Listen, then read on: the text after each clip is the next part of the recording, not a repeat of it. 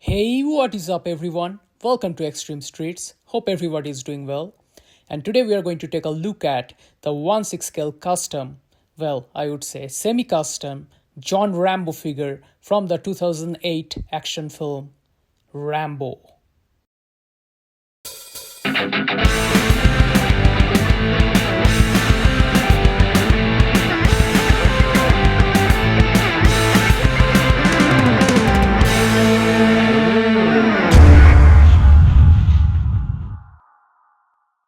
20 years later, since the last film, Rambo returns once again on the big screen, and I gotta say, this is one of the most bloodiest Rambo film out there. Directed by the man himself, the movie has a great storyline, some very realistic action scenes, and we also got to see the brutal side of the character in this movie. I was looking for this figure for quite a while now. I have all the figures from the past movies, and as a Rambo fan, I definitely wanted a figure from this movie as well. And I finally found it on Facebook Marketplace, and I really got a great deal. I only paid 50 Canadian dollars. Like, that's unbelievable. But yeah, that's what it was, and I immediately got it. I do not have much information about this figure. I did some research and found that this figure was made by Sly Stallone shop. I don't know how accurate is that, but if you guys know anything about this, please let me know in the comment section below, because I would really like to know who made this figure. Also, the figure didn't come with any extra pair of hands or accessories except for the machete and the wristwatch. However, the figure came with this navy blue t-shirt, the tactical pants and combat boots, which are screen accurate. Also, the figure came in way too clean for my liking, with no weathering details at all. So with this figure, I was determined that I will be going for the ending scene of the post-battle scene from the movie, which required a lot of heavy weathering. I wanted to capture that post-war effect with lots of blood, mud, grime, dirt and whatnot.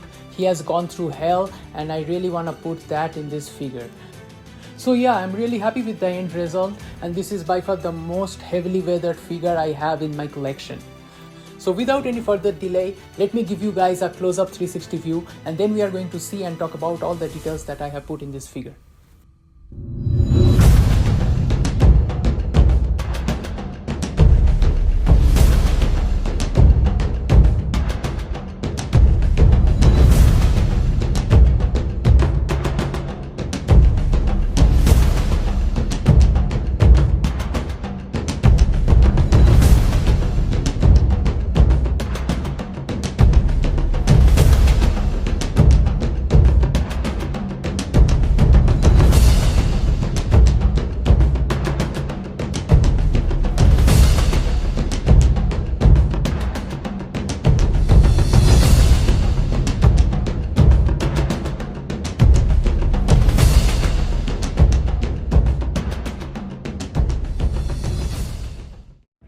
The head sculpt is really nice, and it definitely captures the likeness of Sly as Rambo from the 2008 film.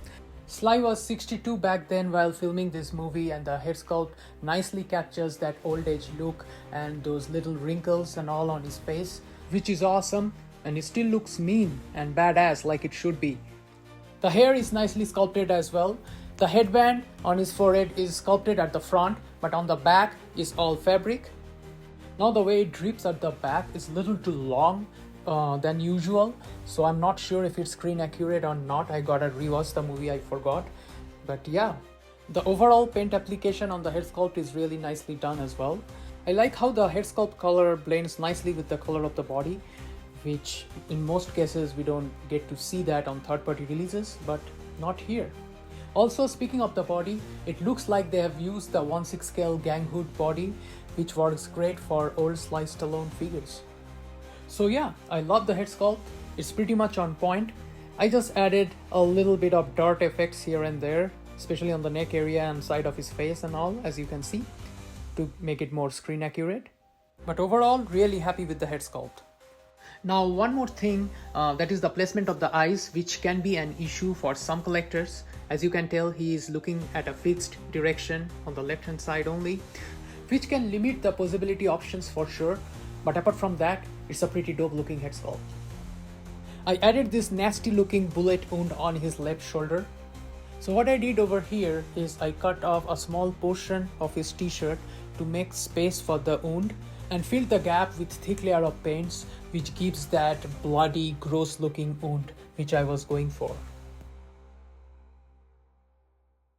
Next is the blood dripping effect I did on his left arm. Now there are several ways to do these blood effects. The method that I use is I mix metallic red and black together in a ratio of 70-30, like 70% metallic red and 30% black. And that's how I make freshly spilled blood effects on my figures using acrylic colors. I added some nicks and cuts on his right arm. I took some reference pictures from the movie and added these scar marks. Also, I've added some dirt and mart effects on his arm. As you can see, I used makeup foundations to do those. The figure also came with this string bracelet, which he got it from Sarah as a token of thank you. I added this little tiny piece of cross on top of the bracelet, as you can see, to make it more movie accurate. Next is his watch, which also came with the figure, and it looks really cool. You can see the dial, all the digits and all and everything.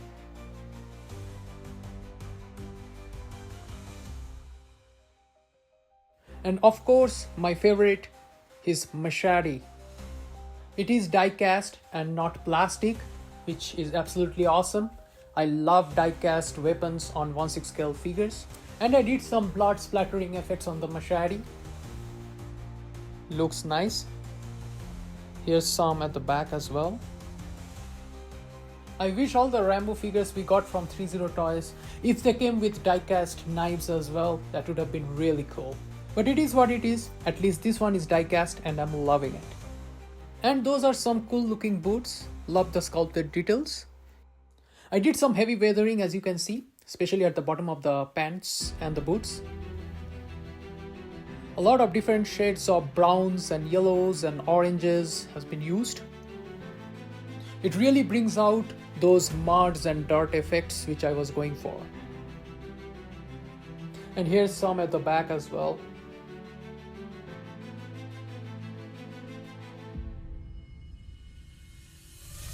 As I was saying earlier, this is the most heavily weathered figure I have in my collection. And I'm happy how it looks.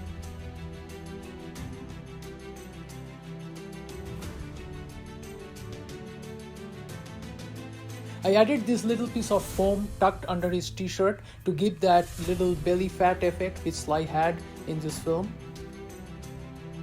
Well, Rambo has aged and doesn't have that six packs anymore, which is quite normal. Body changes with age and time, I guess. So yeah. And lastly, my custom stand for the figure, which also has the famous quote, "Live for nothing or die for something." And I got this from eBay. And that's it for today, folks.